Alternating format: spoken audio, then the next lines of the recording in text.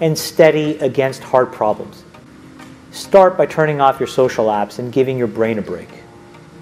Because then you will at least be a little bit more motivated to not be motivated by what everybody else fucking thinks about you. I think if you ask me who's building the most important indelible company in the world, I've been very public about this, I think it's Jeff Bezos. Part of what he realized was the value of slow compounding. So here's my little theory about company value creation. The faster you build it, that is the half-life. It will get destroyed in the same amount of time. And so when you think about a lot of like social businesses, that's played out. And when you see sort of like what the top, so like, you know, does it take 8, 9, 10 years to build a really great consumer business? It'll take 8, 9, 10, 12 years to destroy it. And we may see the tipping point on a couple of these businesses. Right now, we may be seeing it in front of our eyes, regulatory or otherwise. So why is that an important statement?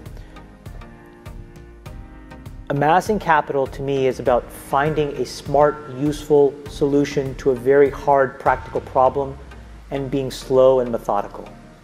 And again, this is what I'm saying. You have to rewire your brain for that to be okay.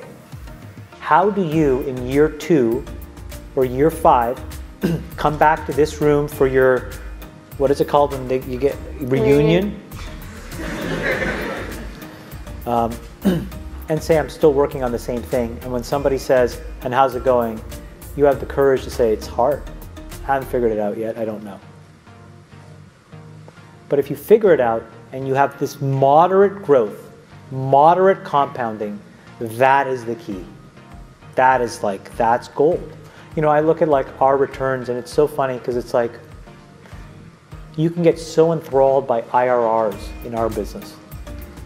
And like, you know, I have friends who run other organizations and they're like, we posted 92% IRR. And I'm like, well, you can't eat IRR. What does it really mean? And when you unpack it, what you realize is like fast money returns can completely really decay long-term thinking and sound judgment. And so I'm like, wow, I would really love to just compound at 15% a year. And the reason is because if I can do that for 50 years, that's $250 billion, like some crazy number. Like, it's just enormous. So it's like slow and steady against hard problems. Start by turning off your social apps and giving your brain a break. Because then you will at least be a little bit more motivated to not be motivated by what everybody else fucking thinks about you. Do you know what I'm saying? It's hard. Think about how all this stuff plays together. How does trying to get, you know, posting your fucking waffles online relate to me starting a business and accumulating capital? This is wiring your brain for super fast feedback. It's the same brain you're using to build a company. Don't think they're not the same. Do you know what I'm saying? No? Yes? No? Yes! Yes, right? You have one brain. So you're training your brain here, whether you think it or not, whether you know it or not, whether you acknowledge it or not. Acknowledge that these things where you're spending hours a day are rewiring your psychology and physiology in a way that now you have to use to go and figure out how to be productive in the commercial world. So if you don't change this, you are going to get the same behaviors over here.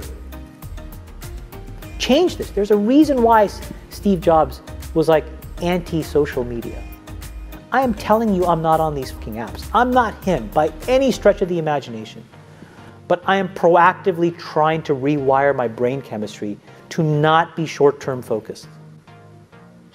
I'm telling you they're linked.